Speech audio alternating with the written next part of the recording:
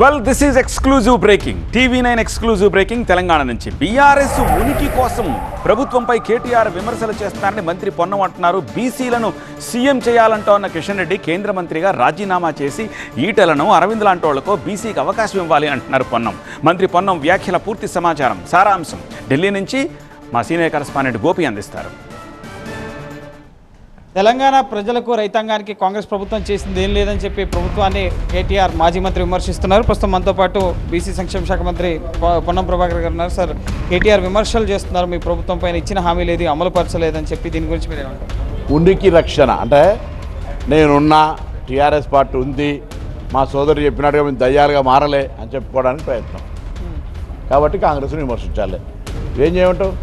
ప్రభుత్వం చేస్తున్న కార్యక్రమాలను సమర్థించి ప్రభుత్వానికి మంచి సలహాలు ఇచ్చి ప్రజలకు అవసరమైన చేపించగలిగేటువంటి పరిస్థితులు లేరు. 10 సంవత్సరాల అధికారం అనుభవించి మేమే శాశ్వతం అని అనుకొని అధికారం నుంచి కోల్పోయిన తర్వాత విచక్షణ లేకుండా మాట్లాడుతాం. కేసీఆర్ పాలనలోనే బాగుంది, ప్రజలు సంక్షేమం పొందారు, మళ్ళీ ఆయనకే ఓటేయండి, ఆయనే గెలిపించండి. అందుకే అసెంబ్లీ ఎన్నికల తర్వాత జరిగిన పార్లమెంట్ ఎన్నికల్లో 0 వచ్చాయి. స్థానిక సంస్థలలో మొత్తం ఇంకా పూర్తిగా ఘోరమైనటువంటి ఫలితాలు రావచ్చని అట్లా అప్పుడప్పుడు మేము ఉన్నామని చెప్పుకోవడానికి ప్రయత్నం. అది మరి ఇప్పుడు నెక్స్ట్ స్థానిక సంస్థల ఎన్నికలు రాబోతున్నాయి, మీరు రిజర్వేషన్లు అంటున్నారు, సో ఎటువంటి ఇంపాక్ట్ ఉంటుంది నెక్స్ట్? కాంగ్రెస్ పార్టీ ప్రజలు ఆశీర్వదిస్తారు.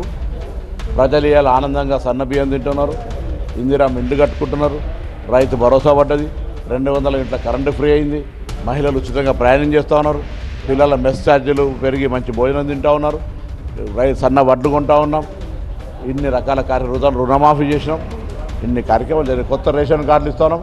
వాళ్ళు గతంలో అన్నారు ఒక మాట, కాంగ్రెస్ వస్తే కరెంట్ ఉండదు అన్నారు. విద్యుత్ కోత లేకుండా కరెంట్ ఇస్తున్నాం. ప్రజలు అట్టుగా మర్చిపోతారు ఇవన్నీ. వాళ్ళు పెట్టిన పథకాలు షాదీ ముబారక్, కళ్యాణ లక్ష్మిలు ఇస్తారు, అన్ని కార్యక్రమాలు చేసుకుంటూనే ఇన్ని కార్యక్రమాలు చేస్తున్నాం. ఆర్థిక సంక్షోభం పూర్తిగా ధ్వంసం చేసిన తర్వాత కూడా ఇది ప్రజలకు తెలుసు. ప్రజలు మమ్మల్ని నిండుగా ఆశీర్వదిస్తారు. బీసీ రిజర్వేషన్ల గురించి ఏం చెప్తారు? జాతీయ స్థాయిలో అనేక కార్యక్రమాలు నిర్వహిస్తుంది కాంగ్రెస్. నిన్న మీరు కూడా ప్రజెంటేషన్ ఇచ్చారు కదా, సో ఎటువంటి రెస్పాన్స్? బీసీ రిజర్వేషన్లు తెలంగాణ రోల్ మోడల్. దేశవ్యాప్తంగా కాంగ్రెస్ పార్టీ నాయకత్వం పార్లమెంటుతో సహా అన్ని రాష్ట్రాల్లో ఈ అంశాన్ని తీసుకుంటా ఉంది. కేంద్రం మీద ఒత్తిడి చేస్తుంది.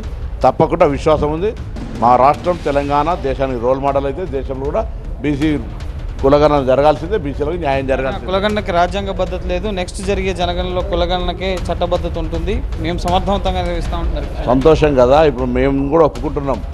మేము చేసిన దాని మీద ప్రివేలింగ్ కేంద్ర ప్రభుత్వం చేసిందే దానికి ఒప్పుకుంటాం, మేము కాదంటలేము. 1931 నుంచి లేనప్పుడు ఒక లెక్క వస్తే మీరు లెక్కలు చేయక మమ్మల్ని తప్పు కొడితే మీ లెక్క చేసినాక మీ లెక్కగా ఒప్పుకుంటాం. అప్పటిదాకా దీన్ని నడిచి ప్రారంభం కానీ మా దశ. బీసీని సీఎం చేయాలంటున్నారు కిషన్ రెడ్డి, బీసీకి ఇవ్వాలంటున్నారు, మంత్రులను కూడా బీసీలు చేయాలి, 10 మంది మంత్రులు కావాలి బీసీ వాళ్ళంటున్నారు. ఆయన కూడా మంత్రికి రాజీనామా చేసి అరవింద్ ఉన్నాడు, ఈటల రాజేందర్ ఉన్నాడు, లక్ష్మణ్ ఉన్నాడు, కృష్ణయ్య ఉన్నాడు, ఇచ్చిన మమ్మల్ని అడగమని చెప్పి. రమేష్తో గోపికృష్ణ, TV9 న్యూఢిల్లీ.